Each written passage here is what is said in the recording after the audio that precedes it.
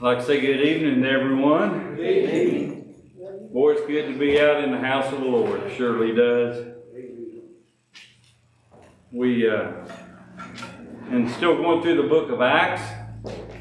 We'll be in Acts chapter 14.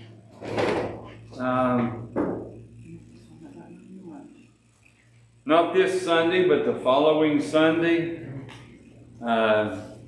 I've asked Brother Steve Morton if he would come and give us a message, and he is going to come and preach to us on that Sunday. Not this Sunday, but the following Sunday.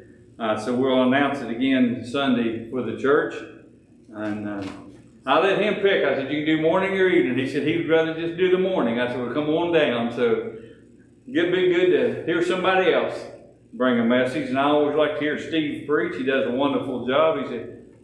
He's a really nice young man. So looking forward to that. Y'all be praying for him. Chapter 14, we've been studying how Paul and Barnabas has been traveling around and seeing on his first missionary trip, really, and going out and seeing these different cities. So we'll continue that here and finish up actually his first trip, missionary journey or missionary trip, however you say it. I've heard people call it both ways, but he says, and it came to pass, here in chapter 14, and it came to pass in Iconium, I mean, I'm reading that right, I'm thinking I was reading that sentence wrong, that they went both together into the synagogue of the Jews, and so spake that a great multitude, both of the Jews and also of the Greeks, believed. So Paul's going out and preaching, and just as Peter preached, in some of the earlier parts of Acts, we've seen how he preached, and of course with great boldness that they had. But they're preaching something different than what they've been taught. Into the synagogues, the Jewish people for years they had been reading the Old Testament, the prophets of the Old, and they foretold of the coming Messiah and all these things. It's kind of like us here. Sometimes we can get a different preacher or a different teacher or somebody come in and maybe they're teaching from the same or preaching from the same Bible, but they preach it or teach it in a different way that maybe we understand it better. And that's a good thing. But he is preaching that prophecy has been fulfilled, and preaching about Jesus, and so the word spread, and not only that, now they're including the Gentiles into this their messaging, and boy, what a difference that is among the Jewish people. So a great multitude of them had heard, of both Greeks and the Jews. But it says, but the unbelieving Jews. Now, who's the unbelieving Jews? Those that didn't believe in Jesus Christ. Those that stayed through the traditional Judaism, that stuck to their old ways, who didn't believe. It says that they stirred up the Gentiles and made their minds evil, affected against the brethren. So they were stirring up the Gentiles, they were stirring up the other Jews, and trying to cause trouble. And I somewhat can understand that. If someone speaks out against Jesus or speaks out against the Christians, we would defend what we believe. But to these people, they went a little further than that. They really stirred up and caused a lot of trouble, not defending their faith, but you understand that this was a very pagan city. A lot of things that we see happening, they didn't like. The apostles here, or as they called them, as we can see here, as it goes on, it says, but long time therefore, both they speaking boldly in the Lord, which gave testimony unto the word of his grace, and granted signs and wonders to be done by their hands. So they were doing some of the miracles and some of the things that Jesus was doing. Many great signs and wonders. They were healing people. They were doing all these things. So that was a lot different. You know, when somebody says something and they can do it through a healing or a sign of things going on, it brings a lot more authority to what they're saying. It makes you open up your eyes and you would think about it, wouldn't you? So here are these that was out there, and they were, but there was always, the Bible tells us that any time that we do good, evil is present. Now, I believe that our adversary, the old devil, was out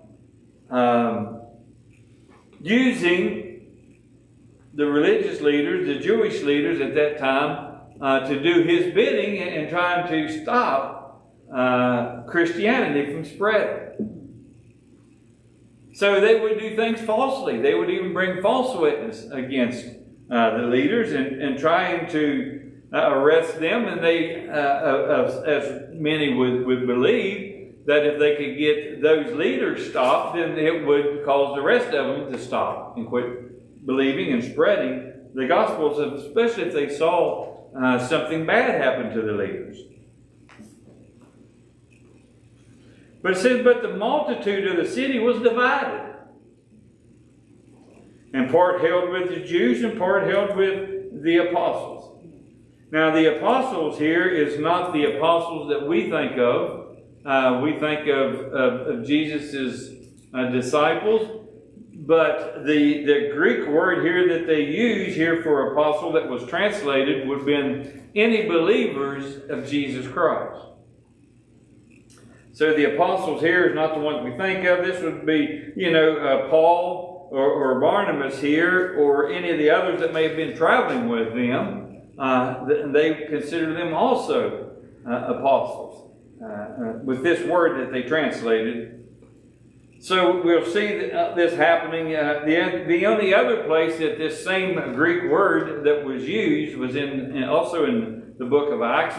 Remember back when they chose the 7 to help them wait on the tables, they used the same word and referred to them as apostles, those that waited on the table. So it's a little bit different than what we think of Jesus' disciples.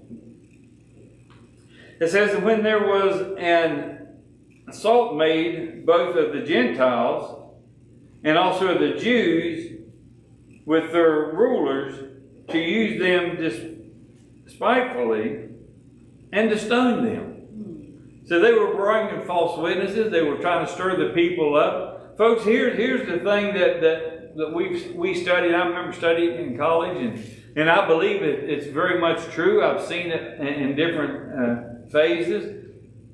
If you can get a group stirred up and get a group mentality going, people will do things in a group, and they're more boldly, more outgoing, that they would never do on their own. We see that sometimes in society when you see these demonstrations happening in the cities, people throwing rocks, people doing all this stuff. Some of those people probably would never do that on their own, but when they're in with a crowd, it makes them more emboldened to do things. So they were stirring these people up. They were trying to get the crowds going, and so that they would stone these leaders.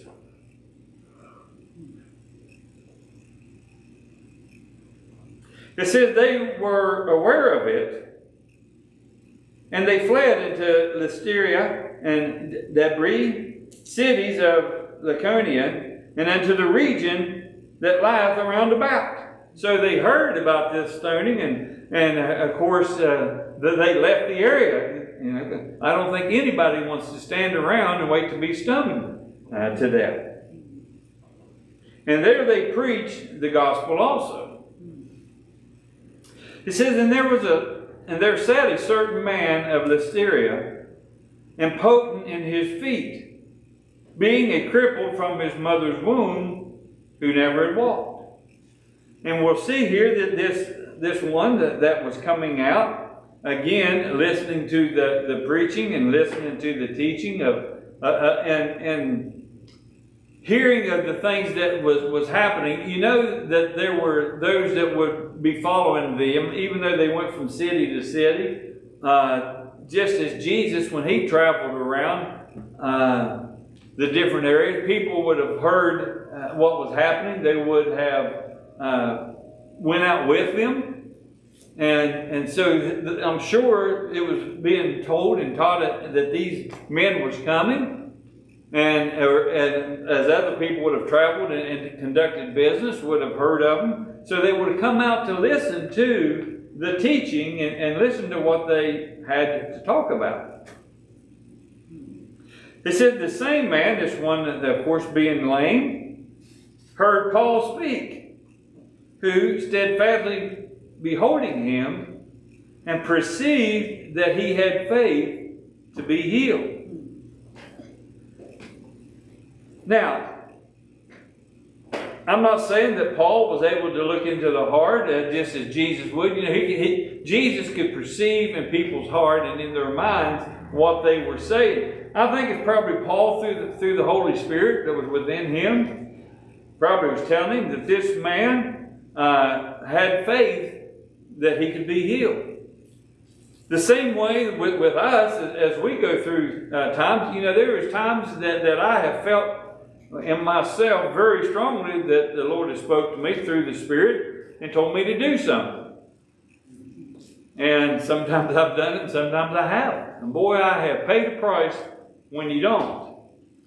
So Paul had perceived in him that this man had faith. You know, you can tell, believe it or not, when I'm up here preaching, I can tell when people are paying attention or not. You know, you can tell some people when you're doing a certain message really is paying attention. Then you have other times when you're doing a message and people are looking around and they're looking at their watch and you know you tell when they're not interested. So Paul is perceiving and can tell that this man had a real interest in what he was saying. Verse 10 says, and this is Paul, said with a loud voice, "Stand upright on thy feet." And he leapt and walked. Now, if you're paying attention to his preaching or not, when you see somebody that's been crippled and can't walk, all of a sudden when he tells him to get up and walk, he jumps up and starts walking around. You're probably going to pay even more attention then, won't you? The words that he could have would carry a lot of weight then. But here's where it gets interesting. And when the people saw that what Paul had done, they lifted up their voice, saying in a speech of Lycaonium, "The gods have come down to us in the likeness of men." And they called Barnabas Jupiter and Paul Mercurius because he was the chief speaker. Now, what does this mean? Remember, these were cities that they worshipped idols. They worshipped a couple of these. And they were actually Greek words, or the name. These names were Roman names that was given to them for Zeus and Murus, which is a couple of the Greek gods that was translated to these names. Now, there was a writer of this time who had wrote a story of how these two gods had came down in human form and was doing great miracles. So when they come down and did great miracles, one of the things they did was they run into people of unbelief, and the ones that was of great unbelief, he destroyed them with a flood. And all those that believed was the only ones that was spared. So when you see these people that worshipped other gods and they seen miracles done by two men, they automatically thought it was the story that this man wrote was coming true. So here they have went out and and they see these two, so they call them by the names of these that's in this story, of the gods that had come down and taken human form. Now, not wanting to be ungrateful or being destroyed by a fire, we go into the next verse. Then the priest of the Jupiter, which was the priest that worshipped these gods, which was before their city, brought oxen and garlands unto the gates, and would have done sacrifices with the people. Now, but they wanted to be good and be on the God's good part. They brought sacrifices that they were going to sacrifice unto Barnabas and to Paul.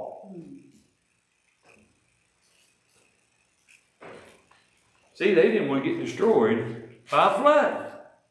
I wonder where the flood story come from. Kind of got distorted, just like everything else. But it says that, which when the apostles, Barnabas and Paul, heard of it, they rent their clothes and ran in among the people, crying out. So when they hear that this is what's happening, they think that their gods, not from the God, but from their little gods with the little g, they got upset, didn't they? They're wanting all these people of this city was wanting to worship them as gods, but they're not gods. What does he tell them? Next verse. And saying, Sirs, why do ye these things? Why are you offering sacrifice? Why are you preparing to do all of this for us? We also are men of like passion with you, and preach unto you that ye shall turn from these vanities, which is the gods with the little g's, unto the living God, which made heaven and earth and the sea and all things that are therein. Now they may not have heard of God, but he's telling them that you have been witness unto the miracles of all the things he's done through all the things that he has created. He also goes on and says, who in times past suffered all nations to walk in their own ways. Nevertheless, he let not himself without witness, in that he did good, and gave us rain from heaven, and fruitful seasons, filling our hearts with food and gladness. Don't worship us. We're the same as men, the same as you. We're not gods with a little g. Worship the God of heaven that has created all things, who sent his own Son. That's what he's trying to tell them. Don't worship us. Worship God. He didn't leave us without a witness. Hey, he sent his Son who walked with us. Not only that, he gave you the rain, and he gave you the fruit of the seasons, and he done all these things for even though you didn't know him. He also told us, but while we were yet sinners, Christ died for us. Same message that he gave us.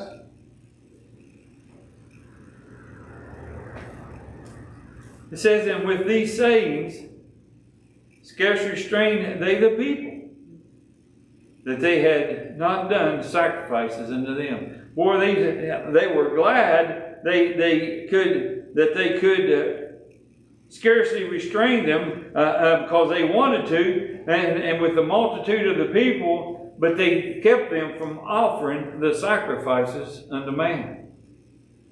Remember, they had just healed a man. They had seen all the things, so when somebody like that talks to you, you're probably going to listen and pay attention.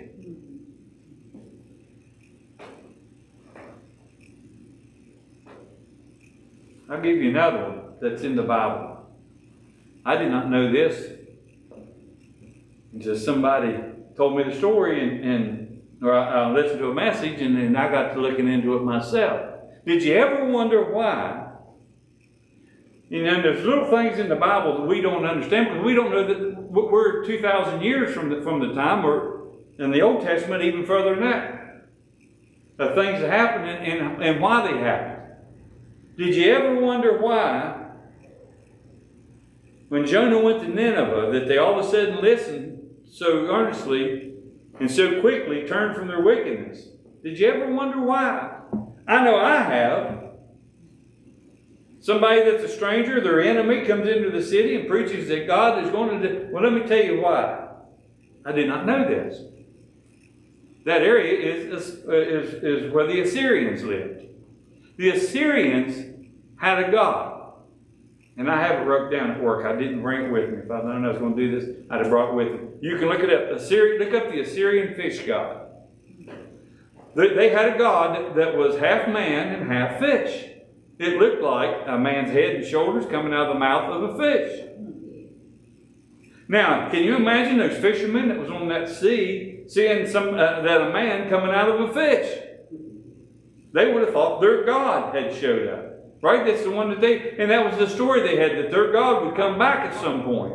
So all of a sudden, their God that they worship with little g comes back, and all of a sudden he's preaching and pointing to another God. Don't you think they would have listened? Makes sense. Their God was telling them to worship this God. Well, we better worship that God then, hadn't we? I didn't know that. Never heard that. I hadn't either until I had to listen to a sermon the guy was explaining.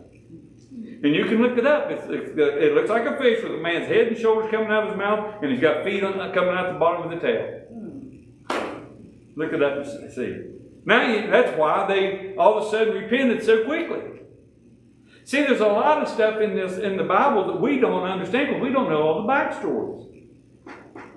I have a book at the house. I've got one for the Old Testament, one for the New Testament. That is probably the best resource, the thing that I read when I'm preparing sermons and teaching, probably from it more than it's really not a commentary. What it does, it is a background commentary. That's what it's, a background commentary.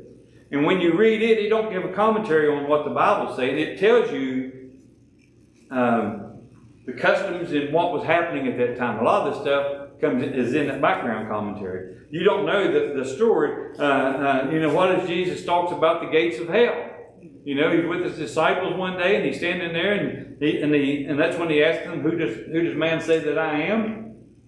And they talk about, and Peter says, "Thou art the God," and he calls him there. That's when he changes his name from Simon to Peter, and he tells them that even the gates of hell. Well, the thing of it is where they were standing was into an entrance into this great big city. It had these great big gates in it, and there was a place outside of the gates that was a cave that had rock coming out of it, and it had a big rock in the center of that, and that's where they would offer their children as sacrifices to their God.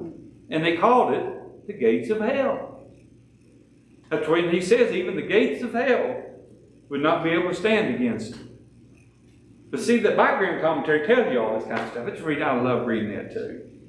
Anyway, let's get back to our story. So they saved them people from giving the sacrifices unto them. But it says, and there came hither certain Jews from Antioch and the Iconium, who persuaded the people, and having stoned Paul, drew him out of the city, supposing he had been dead.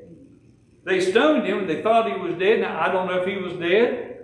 The Bible doesn't say. There's nothing in the commentary that I read in him that says that he... Now, there was a time, but one commentary did not believe that it was at this same time that he was stoned, and Paul says that he was carried up into the third heaven in a vision during this time. So, third heaven is where Jesus lived, or God lived. So, most of them believe that he probably did die at that time.